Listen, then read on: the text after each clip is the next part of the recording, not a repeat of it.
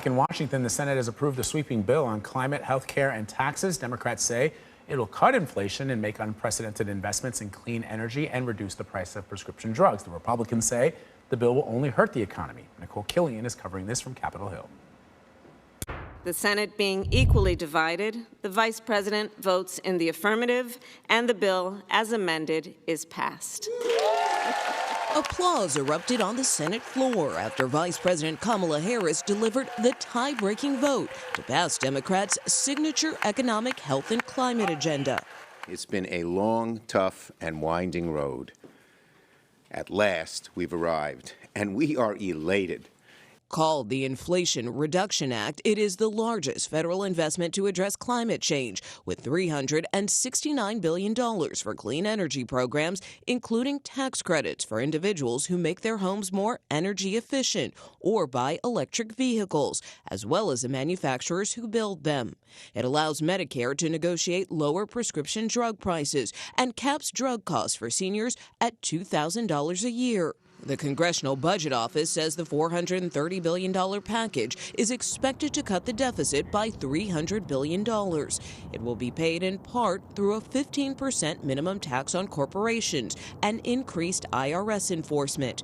Republicans who opposed the measure had choice words. The bill's title shows you what it is. It's an Inflation Increase Act. This is going to continue to drive us into a bigger recession than we are. It is a terrible idea. Republicans were successful in blocking a $35 cap on insulin prices for most Americans. That provision needed 60 votes, and only 7 Republicans joined the 50 Democrats in favor of it. It was one of dozens of amendments that were voted on during a marathon weekend session that stretched into the early morning hours Sunday. It's 4:50 a.m. But the strict party line action finally passed. Is there objection? And while Democrats acknowledged only some of the bill's provisions would be felt immediately, they emphasized the significant long-term benefits.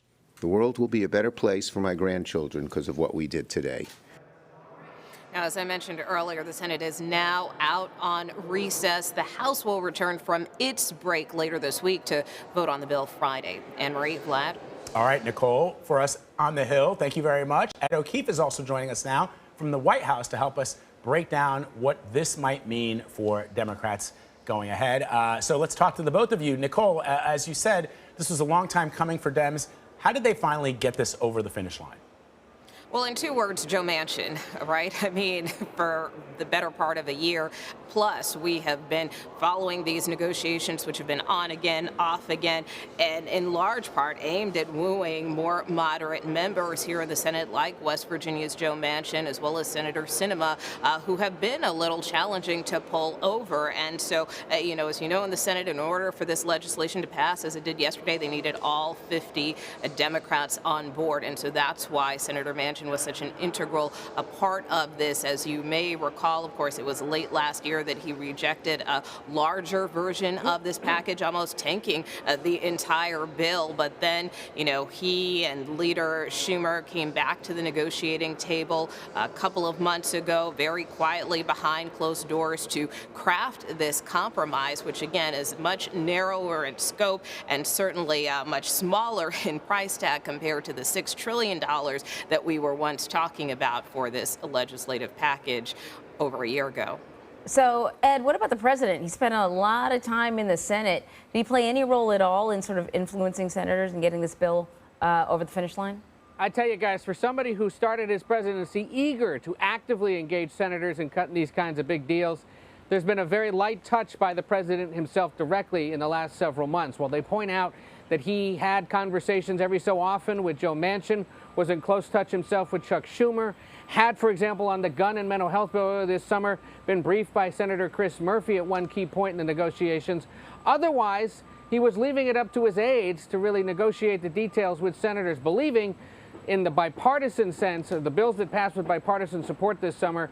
It was better to keep the president out of it so as to not put undue public pressure on Republicans who are on their side. And in the case of this big health and climate bill, keep undue presidential pressure off of Joe Manchin and Kyrsten Sinema, who, of course, were needed. But as one White House aide told us last night, over the last 10 days, they were about getting from the 5-yard line to the end zone. And so they were doing whatever they could here at the White House to make that happen. It meant Senior advisor Steve Ricchetti, close with the president for decades, who's become a consigliere of sorts to Senate Democrats and especially some key Republicans, was engaged in the details. So was the White House Chief of Staff Ron Klain. And not until the weekend did the president directly speak again with Senator Manchin and about a dozen other senators to ensure final passage. Among other things the White House tried to do to sweeten the deal, they sent cookies. Because those poor senators, of course, were working overnight Saturday into Sunday. They sent them a little pick-me-up to keep them going. That's pretty funny. So, Nikole, what are we expecting when the House takes up the vote on Friday? Well, they may need to send some cookies over to the House, too, to sweeten up the deal. But look, in the House, this will more than likely pass. But keep in mind, there is a pretty narrow margin here. So there is not a lot of room for error, but maybe room for some chocolate chip cookies. So we shall see. But that being said, at this point, most moderates and progressives in the House appear to be on board with this package, which, as you see, includes clean energy tax credits, allows Medicare to negotiate prescription drug prices, caps drug costs for seniors, and has this 15% minimum tax on corporations. There was a little bit of drama yesterday in the amendment process where it looked like at one point in time, things could be jeopardized because there was one specific provision that Senator Sinema supported, which was a Republican amendment that had to deal with potentially using salt taxes, state and local taxes, perhaps extending that to pay for a certain portion of this bill, and Democrats came behind that and kind of put their own fixes to an amendment on that. But it was a little uncertain for a while, just because in the House there are some moderates who have been pushing to lift that salt cap, and so there was some concern, well, maybe this might not clear the House if we include this provision in the Senate. But again, Democrats kind of worked that out, and we did see more moderate members of the House, like Josh Gottheimer, come out saying, he will be supportive of this package. He's not so much concerned about salt, even though he's been insistent on it in the past. But he said that he feels overall this bill won't add any new taxes on his constituents. So from that standpoint, having key moderates like that on board in the House, key progressives who I've been talking to, like Alexandria Ocasio-Cortez, who even when this framework initially came out was quite complimentary and supportive of the package. Those are all good indications that this should have pretty broad support in the House when lawmakers return Friday. Ed, a two-parter. One, you can give me the answer later. Please get me the recipe for those cookies, because clearly they make a difference, and I've got some negotiations about chores at home that I'd like to win.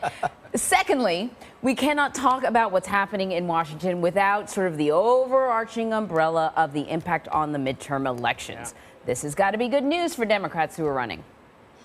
You'd think, and I don't think we're going to have a good indication of that really until probably closer to Labor Day, when we see another round of opinion polls that may show us that the president's numbers have turned around, or that Democrats at least are happy with how things are going and are willing to show up for elections. Remember, our recent Battleground Tracker poll found 1 in 5 Democrats upset with how the president's been handling things.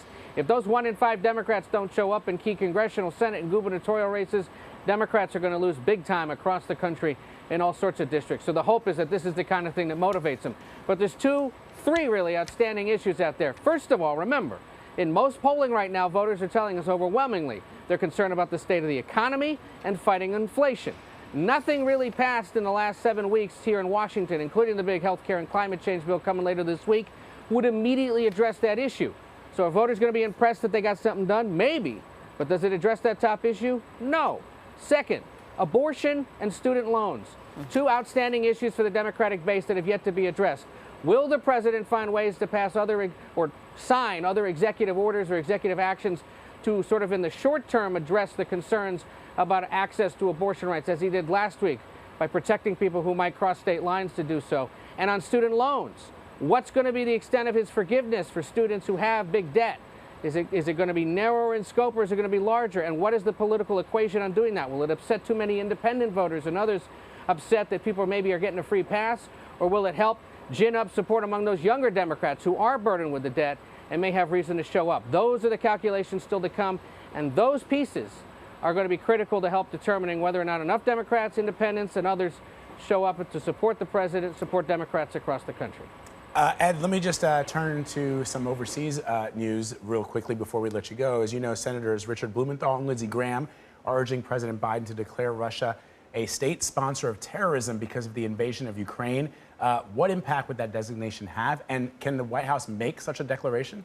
The White House can ask the State Department to do it. There's been no word yet that that is under consideration, and you got to consider that there are a few other things beyond the war in Ukraine right now that are at play. First of all, the fate of Paul Whelan and Brittany Griner in Russia. You'd probably want to get them back before you make such a step. Second, things like the fact that, for example, U.S. astronauts and Russian astronauts sit together on the International Space Station, and Russia, of course, is a big partner up there. Does that potentially spoil cooperation there? And on other related issues, as well as concerns about other geopolitical matters and where there might actually be agreement. So while there will be some pressure, and it's notable that Dick Blumenthal and Lindsey Graham are on board together on this, I think a lot of other pieces would have to fall into place first before that can happen. All right. Ed and Nikole, thank you very much. Take care.